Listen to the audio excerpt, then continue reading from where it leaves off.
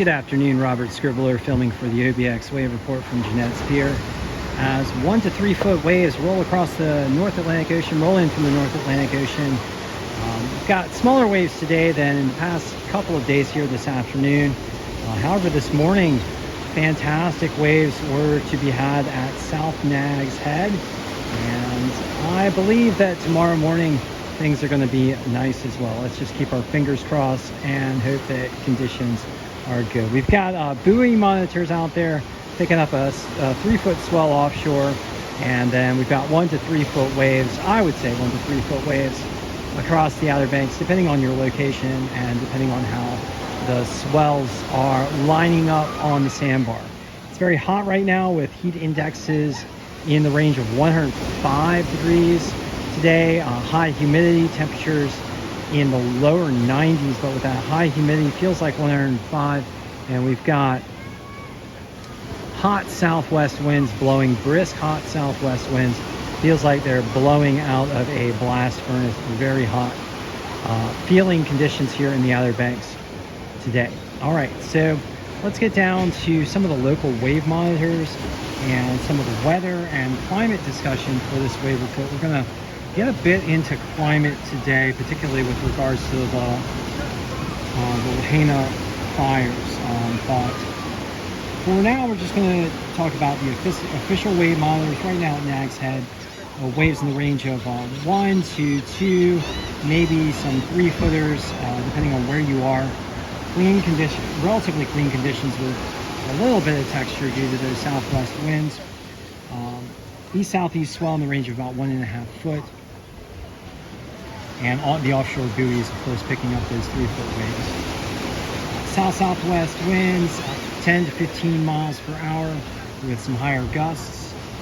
Temperatures around 90 degrees right now. Ocean water temperatures cooler with those westerly winds pushing out the Gulf Stream waters and causing that upwelling that's so prevalent here in Nags Head. Right now, ocean water temperatures 70 degrees Fahrenheit. Down at Rodanthe, we've got 1 to 2 foot waves, semi-clean conditions, east-southeast swell at 1.4 feet, 11 seconds. Southwest winds very strong, very brisk there, 17 miles per hour. Air temperatures in the upper 80s, ocean water temperatures around 81 degrees Fahrenheit. Buxton, 1 to 2 foot clean conditions, southeast swell at 1.4 foot in 11 seconds. Southwest winds in the range of about 15 miles per hour, very brisk. Southwest winds, air temperatures also in the upper 80s, ocean water temperatures 82 degrees Fahrenheit. And last of all, at Frisco, we've got approximate 2-foot waves and some choppy conditions. It looks like we've got some surfers paddling into a swell here. Go, go, go. Hope you get it. Woohoo! Party wave. Okay. Nice little ride there. And another swell coming in. Okay, let's talk a little bit about the tropics. Right now, according to the National Hurricane Center, we have no developing tropical cyclones expected within the next 7 days. However, those record hot ocean conditions do tend to load the dice toward more storms, and ironically, according to the hurricane experts, those hotter than normal waters are possibly, at least in some cases, overriding the influence of El Nino, which tends to tamp storms down. Right now, according to NOAA, we reported on this yesterday, NOAA is expecting an above average hurricane season despite El Nino. So we're gonna have to see how things develop here in the tropics and see if those record hot waters in the North Atlantic, record hot waters driven by climate crisis, do cough up a more active than normal hurricane season. Okay, I did want to get into a discussion about Lahaina, and I have been talking about Lahaina over the past few days, but the picture, as we start to get into the disaster recovery phase of the disaster, the picture of what occurred in Lahaina is becoming more and more clear and more grim.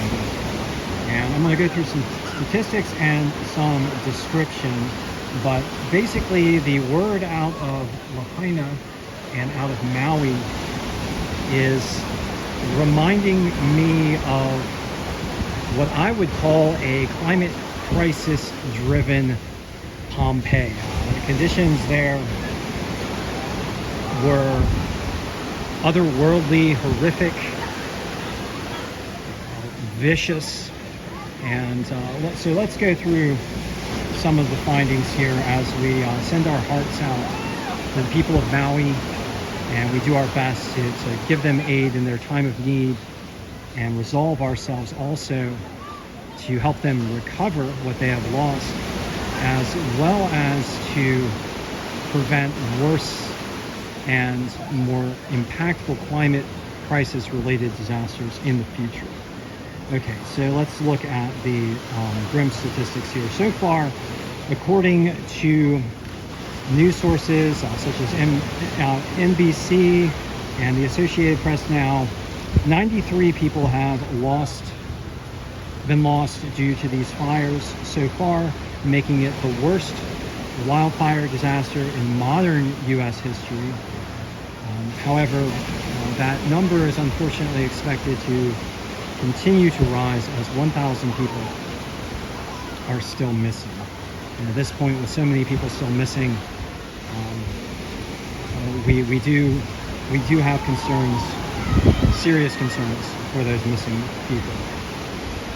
Remains of many of the people that have been found are ash, just brittle ash due to the extreme heat of the wildfires, just generating almost unimaginable temperatures. The fire itself came from a combined drought conditions and an extreme pressure gradient between Hurricane Dora and a high pressure system to the north and west that drove fire fanning winds in the range of about 80 miles an hour across the island. Those very strong winds combined with the drought conditions and the dry invasive grasses to generate a very extreme fire hazard. So any ignition source at that point, and even the most mild or moderate ignition source would have been extraordinarily dangerous under those conditions.